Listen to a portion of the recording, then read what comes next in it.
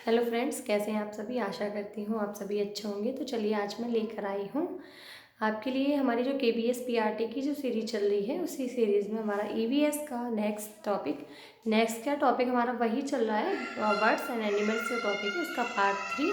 अगर आपने पार्ट 1 और 2 नहीं देखा, आप डिस्क्रिप्शन में जाकर के इसको देख सकते हैं। ये हमारा पार्ट 3 है। हमने पार्ट 1 और 2 में जो एनिमल्स से रिलेटेड जो भी क्वेश्चन थे, सारे उनके फैक्ट जो थे वो सारे याद कर लिए हैं, समझ लिए हैं, पढ़ लिए हैं। आज का हमारा जो टॉपिक है वो पार्ट वर्ड्स एंड एनिमल्स का ही है, लेकिन ये वर्ड्स से संबंधित है। ठीक है, बर्ड्स से संबंधित है क्योंकि हमने एनिमल्स का कर लिया है। तो ये समझते हैं, बहुत ही महत्वपूर्ण टॉपिक है। इनमें से कोई ना कोई एक क्वेश्चन तो आना ही पक्का है ना, 1 नंबर पक्का है आपका। तो चलिए देखते हैं सबसे पहले पक्षी। तो आपको पता है जो पक्षी है उनकी हमने विशेषताएं लिखी, क्योंकि हम पक्षी को जब पढ़ रहे हैं बर्ड्स की, तो सबसे पहले हम उसको समझ लें। तो पक्षी का अगला पाद जो होता है, इनके जो अगले पैर होते हैं वो पंखों में रूपांतरित होते हैं। अगर ऑप्शन आपको देता तो आप उसको एलिमिनेट कर सकते हैं। हृदय पक्षियों का जो होता है वो 4 पेशीय हृदय होता है, इसमें 2 आलिंग और 2 निलय होते हैं। ठीक है, तो 4 पेशीय यानी कि, और भाग अगर पूछे तो भाग उसके 2 भाग होते हैं, इसमें 2 आलिंग और 2 निलय होते हैं। पेशी कितनी होती हैं? 4, 2 आलिंग और 2 निलय। ठीक है, नेक्स्ट ये समतापी होते हैं समान टेम्परेचर है ना, तो समतापी आप समझते हैं। श्वसन अंग, इनका श्वसन अंग क्या है? ये फेफड़ों से सांस लेते हैं, सबको पता है ना। मछलियाँ जो होती हैं गलफड़े से सांस लेती हैं, वैसे ही हम लोग अपनी नोज से ज़्यादा सांस लेते हैं, फेफड़ों से ही। यही तो इनका पक्षियों का जो श्वसन अंग होता है वो भी फेफड़ा होता है। इनका मूत्राशय अनुपस्थित होता है, इनके अंदर मूत्राशय नहीं होता अलग से। पक्षी से रिलेटेड ये कुछ नोट्स, मतलब मेन चीज़ें हैं नोट में आप देख सकते हैं। तीव्रतम पक्षी, सबसे तीव्रतम पक्षी जो है वो अवाविल है।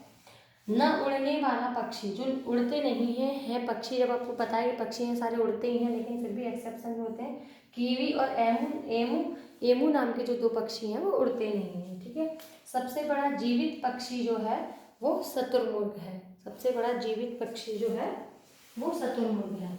ठीक है, एक चीज और समझ लेते हैं। भारत का सबसे बड़ा चिड़ियाघर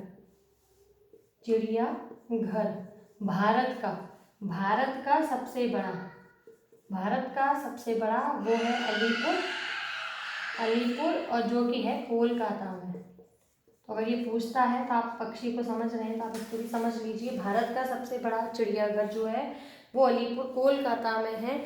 और अगर विश्व का पूछेंगे हम तो क्रूजर नेशनल पार्क ये पक्षियों का सबसे बड़ा चिड़ियाघर है विश्व में सबसे बड़ा अगर पूछे क्रूजर नेशनल पार्क, ये हमारा दक्षिण अफ्रीका। इन दोनों क्वेश्चन को आप ध्यान रखिए, और ये हमारे पक्षी से रिलेटेड है। अब हम समझते हैं पक्षियों के अलग अलग पक्षियों के फैक्ट। एक पक्षी को, किसी भी पक्षी को हम छोड़ेंगे नहीं, सारा आपका कवर हो जाएगा। आप बिल्कुल चिंता मत, कहीं और से आपको कुछ भी पढ़ने की आवश्यकता नहीं पड़ेगी। चलिए हम आगे चलते हैं। ये लो, चलिए अब हम आगे चलते हैं। आप देख रहे हैं सामने, आपके सामने एक इंडेक्स बनाने की कोशिश की है मैंने, बहुत ही शॉर्ट नोट्स में, क्योंकि अब टाइम बहुत कम है। क्विक रिवीजन के लिए बस इतना काफ़ी है। बाकी आपको जो परिभाषाएं हैं, जो बहुत बड़ी बड़ी बातें हैं, उनकी कोई आवश्यकता नहीं है। देखिए आप समझिए, यहाँ पे हमारे 10 पक्षी हैं, एक साथ हम उनको पढ़ेंगे। देखिए सबसे पहला हमारे कलचिड़ी। तो जो कलचिड़ी होती है इसको इंडियन रॉबिन भी कहा जाता है, इंडियन रॉबिन। ठीक है, कलचिड़ी को इंडियन रॉबिन भी कहा जाता है।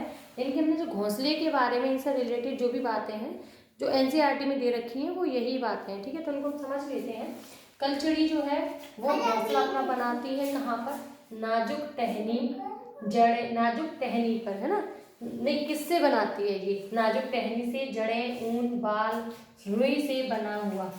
किससे बनाती है? मतलब इन चीज़ों का प्रयोग करती है वो अपना घोंसला बनाने में। ठीक है, कोयल की अगर हम बात करते हैं तो कोयल अपना घोंसला नहीं बनाती है। वो क्या करती है? आप सबको पता है, कोयल जो है वो कौवे के घोंसले में अंडे देती है, और कौवा को पता भी नहीं चलता ये कोयल के बच्चे हैं, क्योंकि वो सेम ही होते हैं। तो कौवा अपने बच्चों की तरह उनको बड़ा करता है। ठीक है, जब वो बड़े होकर उड़ने लायक हो जाते हैं तो फिर उड़ जाते हैं। नेक्स्ट, कौवा जो है वो लोहे के तार और लकड़ी की शाखाओं से घोंसला बनाता है। लोहे के तार और लकड़ी की शाखाओं से बनाता है, और कहाँ बनाता है? पेड़ की ऊंची डाली पर, काफ़ी ऊपर बनाता है। ठीक है। बसंत गौरी चिड़िया, बसंत गौरी आपने सुना ही होगा नाम। ये पेड़ के तने में गहरा छेद करके फिर उसमें अंडे देती है। अलग से कोई इसे रुई बाल जड़ें उनकी जरूरत नहीं पड़ती। क्या करती है, पेड़ के तने में ही गहरा छेद कर लेती है और फिर क्या करती है, फिर उसमें अंडे देती है। ये एक चीज़ और इसके बारे में है कि ये टुक टुक की आवाज़ करती है गर्मियों के समय में। अब आप गर्मी आने वाली है, अब आप सुनेंगे तो टुक टुक की आवाज़ करती है कौन, बसंत गौरी। फाख्ता जो है वो एक ऐसा पक्षी है जो कैक्टस के कांटों के बीच अपना घोंसला बनाता है। इसको आप अलग से ध्यान रखिए एकदम अच्छे से। फाख्ता जो है वो कैक्टस के कांटों के बीच अपना घोंसला बनाता है। गौरैया आपने देखी है, आप सबके घरों में पहुँच जाती है अगर होती है तो जो गौरैया होती है वो घर में अलमारी के ऊपर, आईने के पीछे, कहीं भी उसको, पुराने गांव में आरे बने होते हैं जो कुछ भी बने होते हैं, जहाँ भी उसको जगह मिलती है वहाँ अपना घोंसला बना लेती है।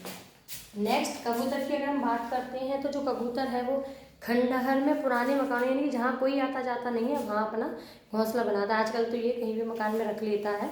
तो अब ये मैं समझिए कि पुराना मकान खंडहर होना, वैसे ही जो अगर एग्जाम में आएगा तो ये ऑप्शन जरूर आएगा आपका। बाकी आजकल जो रख लेते हैं वो इसीलिए रख लेते हैं कि वहाँ कोई आता जाता नहीं है, तब वो रख लेते हैं। ठीक है। नेक्स्ट हमारा दर्जिन चिड़िया। तो जब दर्जिन चिड़िया के नाम से आपको समझ आ रहा है, दर्जिन मतलब दर्जी, दर्जी का मतलब होता है सिलाई करना। तो ये जो चिड़िया है वो सिलाई का काम करती है, यानी कि जो पेड़ के बहुत बड़े बड़े पेड़ के से पत्ते होते हैं, बड़े पेड़ के, यानी नीम का पत्ता नहीं, बड़े पेड़ का जो भी पत्ता होगा उसको आपस में पत्तों को सिलाई कर देगी और उसको एक थैली टाइप से बना लेती है और उसी में अंडे देती है, उसमें अपना घोंसला बनाती है। नेक्स्ट शक्कर खोरा। शक्कर खोरा जो है वो बहुत ऊंचे पेड़ पर, बड़े पेड़ पर अपना घोंसला नहीं बनाता है, वो किसी छोटे पेड़ पे या कोई झाड़ी है उसी पे अपना घोंसला बना लेता है। और किससे बनाता है, बाल, रुई, पेड़, मकड़ी का जाला, चिथड़े, चिथड़े मतलब कपड़े लत्ते जो फटे पुराने से मिल जाते हैं उनसे उठा के और लटकता हुआ घोंसला बनाता है। आपने देखी हुई होंगी काफ़ी पेड़ों पर लटकते हुए जो घोंसले दिखते हैं, वो शक्कर खोरा का काम है। नेक्स्ट हमारा है बीवर पक्षी। बीवर पक्षी के बारे में खासियत ये है कि जो मादा बीवर और नर बीवर जो होते हैं वो अलग अलग होते हैं, लेकिन जो मादा बीवर होती हैं वो घोंसला नहीं बनाती हैं, नर बीवर ही घोंसला बनाते हैं। और जो नर बीवर होते हैं वो घोंसला जब बनाते सारे मिलके बनाते हैं अलग अलग अपना अपना, फिर मादा बीवर उसको सेलेक्ट करती हैं कि किसका घोंसला उन्हें अच्छा लगा, जो अच्छा लगता है उस घोंसले में जाके वो अंडे दे देती हैं। ठीक है, आशा करती हूँ आपको इतना समझ में आ गया होगा। आप इतना कंप्लीट कर लीजिए, स्क्रीनशॉट ले लीजिए, फिर हम आगे बढ़ते हैं और समझते हैं और कुछ फैक्ट। चलिए तो हम आगे चलते हैं। हमने 10 पक्षियों के बारे में समझ लिया है। हम नेक्स्ट चलते हैं। 11वां हमारा पक्षी जो है बुलबुल। हम इसको उसमें सम्मिलित भी कर सकते थे, लेकिन इसके बारे में थोड़ा सा और हमें जानना है, क्योंकि एनसीईआरटी में इसको अलग से काफ़ी अच्छे से डिटेल इसकी दे रखी है, तो हो सकता है एग्जाम में इसमें कई सारे क्वेश्चन बन सकते हैं, तो इसलिए हम इसको डिटेल में ही समझते हैं। देखिए बुलबुल की हम बात कर रहे हैं, नाइटिंगेल।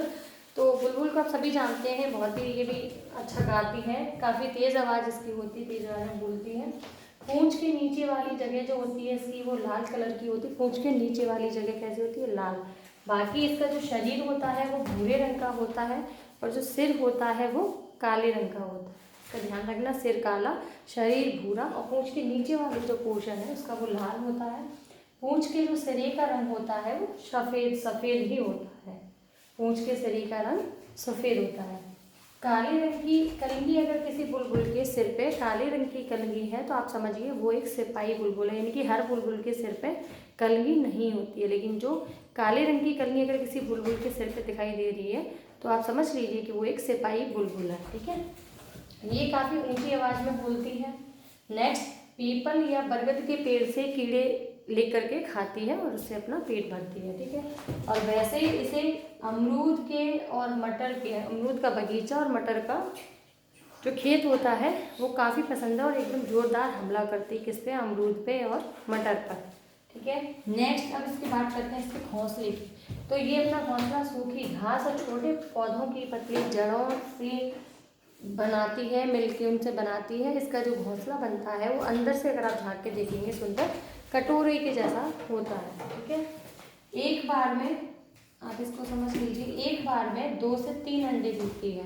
एक बार में 2 से 3 अंडे देती है, जिनका रंग हल्का गुलाबी होता है और उन पर लाल, बैगनी और भूरी रंगों की हल्की हल्की बिंदियाँ होती हैं, यानी कि डॉट डॉट बने रहते हैं। इसके अंडों का कलर कौन सा होता है, गुलाबी, और उस पर लाल, भूरी, बैगनी रंग की बिंदियाँ बनी रहती हैं।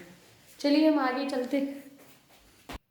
चलिए, तो एक चीज़ और हमारा रह गया क्वेश्चन। कलगी की हम बात कर रहे थे, बुलबुल के सिपाही बुलबुल के सिर पर कलगी होती है, तो हम समझ लेते हैं। तो और पक्षी ऐसे होते हैं जिनके सिर पर कलगी होती है, हमारे मुर्गी और मोर, वो दोनों ऐसे पक्षी हैं जिनके सिर पे कलगी होती है। ठीक है। सेकंड, बाहरी कान के पक्षियों के जो होते हैं वो हमें दिखाई नहीं देते। क्यों नहीं दिखाई देते? क्योंकि वो छोटे होल की तरह होता है, और जब वो होल होते हैं, जो छेद होते हैं, वो पंखों के द्वारा ढके रहते हैं, इसलिए हमें नहीं दिखाई देते।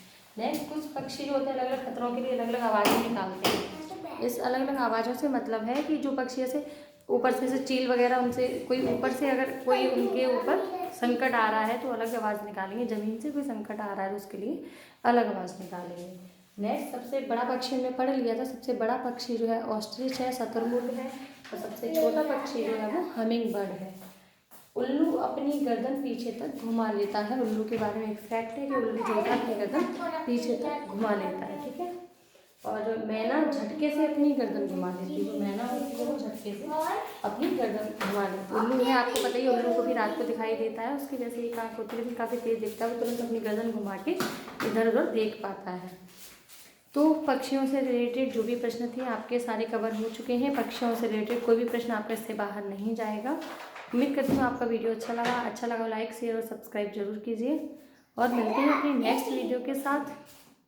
तब तक के लिए खुश रहिए और बस एनर्जेटिक रहिए हमेशा, क्योंकि पेपर बहुत जल्द आने वाला है, तो इसलिए एकदम तैयार रहिए बिल्कुल।